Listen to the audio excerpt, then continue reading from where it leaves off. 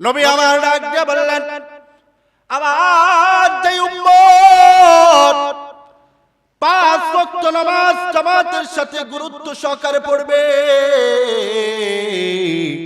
আমার মালিক, আমার রব, আমার আল্লাহ তার আমলনামায় 50 ওয়াক্ত নামাজের সওয়াব দান করবে।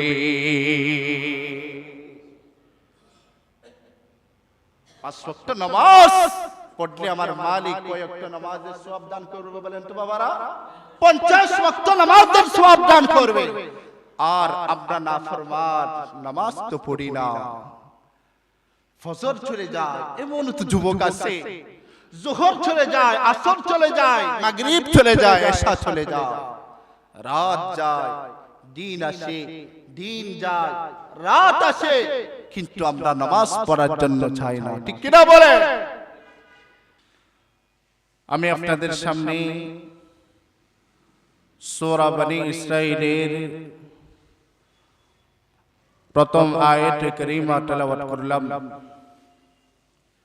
আল্লাহ বলে, সুবহানাল্লাযী আসরা বিআবদিহি লাইলাম মিনাল মাসজিদিল হারাম ইলাল মাসজিদিল আকসা। আল্লাহ বলে, আমি আল্লাহ,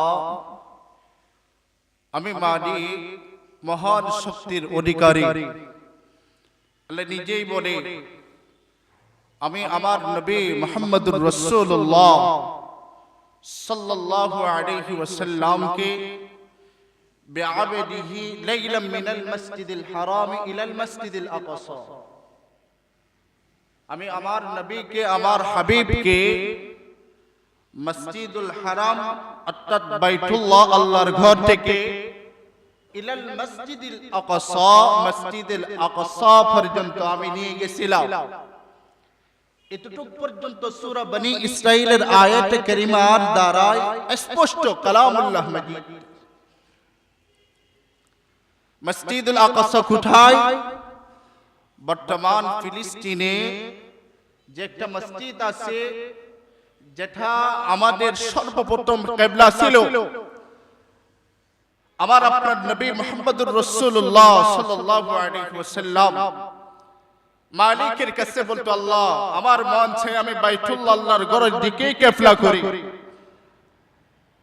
পরবর্তী আবার এই কিবলা পরিবর্তন হয়েছে, অর্থাৎ পশ্চিম অর্থাৎ বাইতুল্লাহর দিকে কিবলা হয়েছে। আগে মানুষরা বাইতুল মুকদ্দাসের দিকে নামাজ পড়তো, ইবাদত করতো, মালিকের তাসবিহ পড়তো, আল্লাহর কোরআন পড়তো। আল্লাহ বলেন, ওই মসজিদুল আকসা পর্যন্ত আমি আল্লাহ, আমি রব, আমার হাবিবকে নিয়ে গেছিলাম। বলেন সুবহানাল্লাহ। নবীজির একটা মেরাজ হয়েছে। নবীজির মেরাজ হচ্ছে সশরীরে, স্বপ্নে না। নবীজির মেরাজ সশরীরে হয়েছে। এটা আমাদের আকীদা, এটা আমাদের বিশ্বাস, স্বপ্নে না।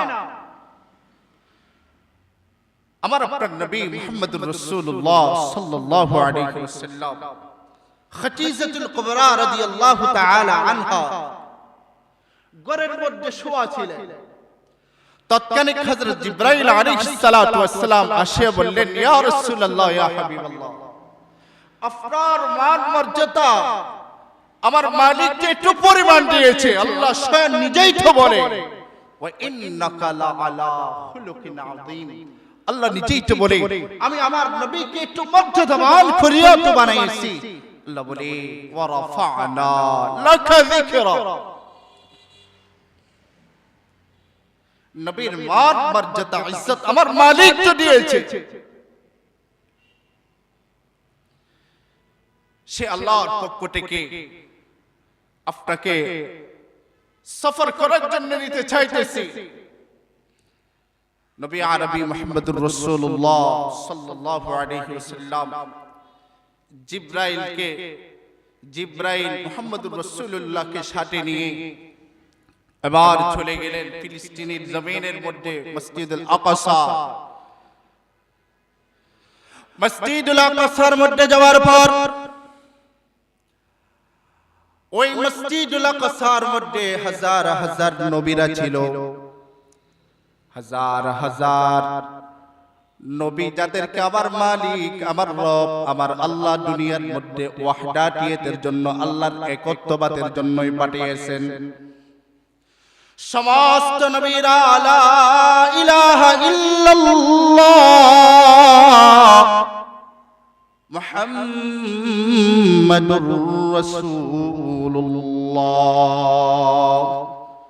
সমস্ত নবীরা একটাই কাজ ছিল, লা ইলাহা ইল্লাল্লাহ, আল্লাহ ছাড়া কোনো মাবুদ নাই, আল্লাহ ছাড়া কোনো খালেক নাই, আল্লাহ ছাড়া কোনো মালিক নাই, আল্লাহ ছাড়া কোনো রাজ্জাক নাই, যা কিছু হয় সব কিছু আমার মালিকের পক্ষ থেকে হয়। সেজন্য আমার হায়াত, আমার মত, আমার রিজিক সব কিছু কার জন্য বলেন?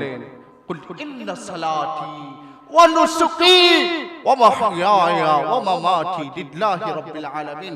আল্লাহ বলেন, বান্দা তোর নামাজ তো হতে হবে আমি মালিকের জন্য, তোর রোজা তো হতে হবে আমি মালিকের জন্য, তোর দান সদকা তো হতে হবে আমি মালিকের জন্য, তোর রোজা সব কিছুই তো হতে হবে আমি মালিকের জন্য। যদি আমার মালিকের জন্য এই সব কিছু যদি করা হয়, তাহলে মালিক থেকে কিছু পাওয়ার আশা করা যায়, ঠিক কিনা বলেন? এবার সমস্ত নবীদের মধ্যে নামাজের জন্য সবাই প্রস্তুতি নিয়ে গেলেন। এবার কে নামাজের ইমামতি করবে? সমস্ত নবীরা মনে মনে বলতেছে, মনে হয় আমি আজকে নামাজ পড়াবো।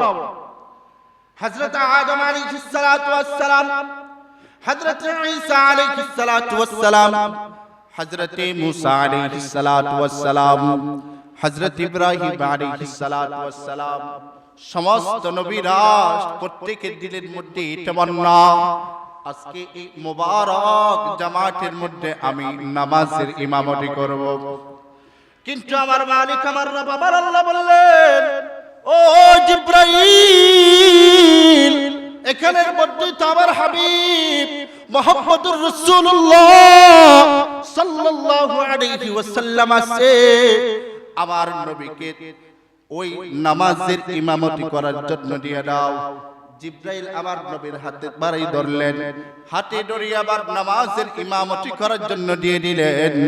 ওইখানের মধ্যে সমস্ত নবীদের ঊর্ধ্বে সম্মান আমার আপনার নবী মুহাম্মদুর রাসূলুল্লাহ সাল্লাল্লাহু আলাইহি ওয়াসাল্লাম কে দান করছে, বলেন সুবহানাল্লাহ। সাইয়্যিদুল কাউনাইন খাতামুল মুরসালিন, आखिरा मतबूद फखरुल अव्वलीन, व नबियों में रहमत लक़ब पाने वाला, व नबियों में रहमत लक़ब पाने वाला, मुरादी गरीबों की बरलाने वाला, मुरादी गरीबों की बरला वाला, मोहम्मद ने आकर कुफ्र को मिटाया, कुफ्र को मिटाकर सदाकत बताया। এটাই তো হচ্ছে আমার আপনার নবী মুহাম্মদুর রাসূলুল্লাহ সাল্লাল্লাহু আলাইহি ওয়াসাল্লাম। আজ আমরা নবীর উম্মত হয়েছি ঠিকই, কিন্তু মুহাম্মদুর রাসূলুল্লাহ সাল্লাল্লাহু আলাইহি সাল্লামের আদর্শ অনুযায়ী আমরা চলি না। রাসূলের আদর্শ আমাদের ভালো লাগে না, রাসূলের মাথার টুপি আমাদের ভালো লাগে না, রাসূলের সুন্দর দাড়ি আমাদের কাছে ভালো লাগে না, রাসূলের জামা আমাদের কাছে ভালো লাগে না। সেই জন্যই তো আমরা প্রত্যেকটা কাজের মধ্যে আমাদের অশান্তি আর অশান্তি, ঠিক কিনা বলে? আপনার পারিবারিক জীবনের মধ্যে যদি শান্তি চান, আপনি রাসূলের সুন্নতকে জিন্দা করেন।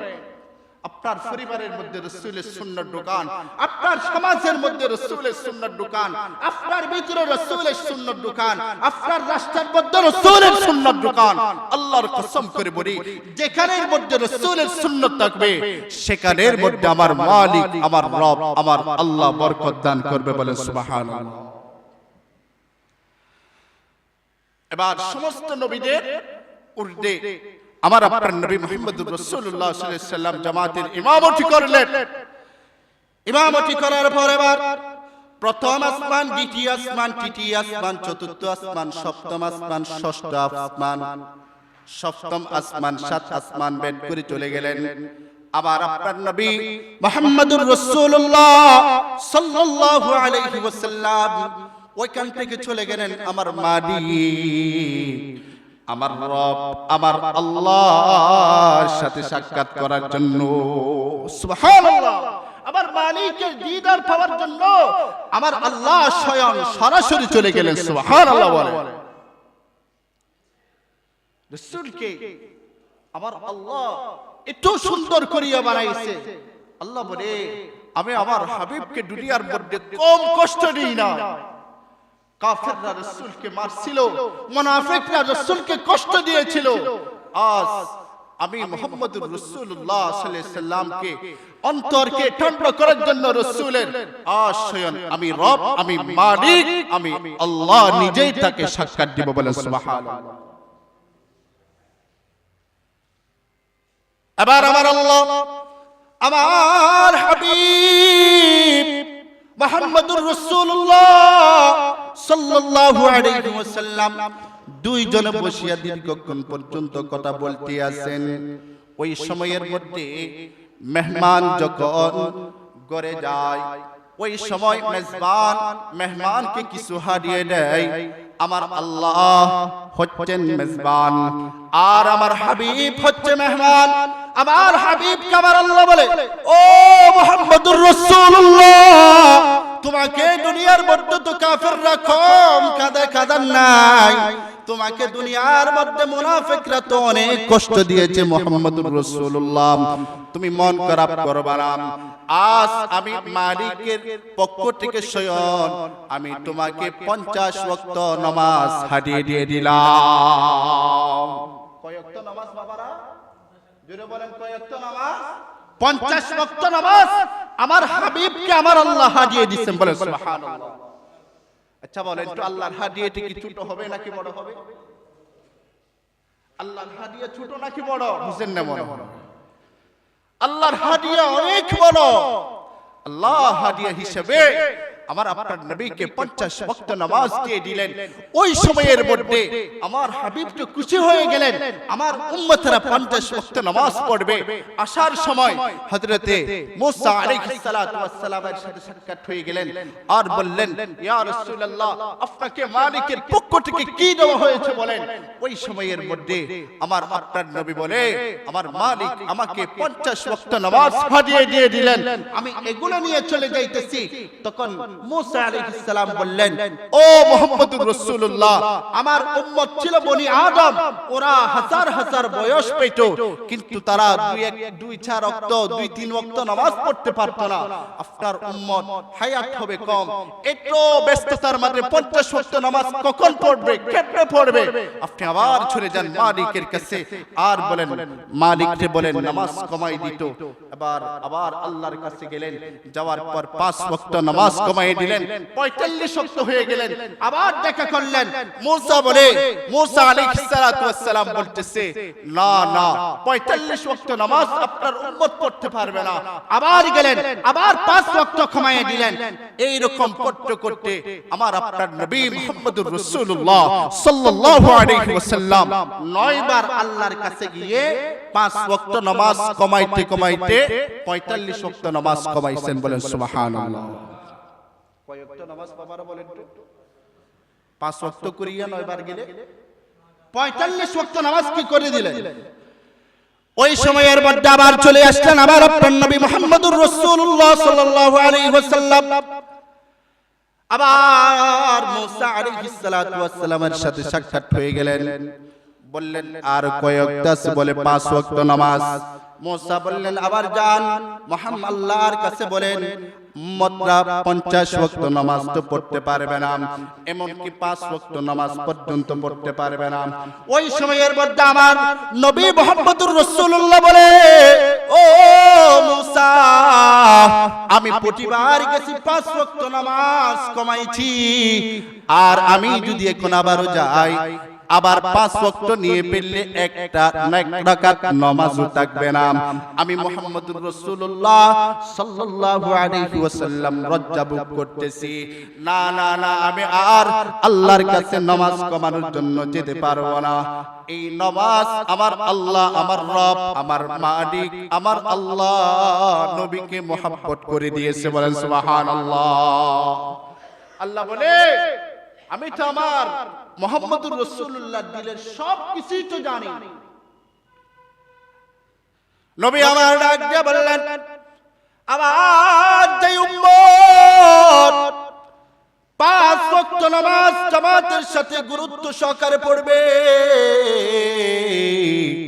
আমার মালিক, আমার রব, আমার আল্লাহ তার আমলনামায় 50 ওয়াক্ত নামাজের সওয়াব দান করবে।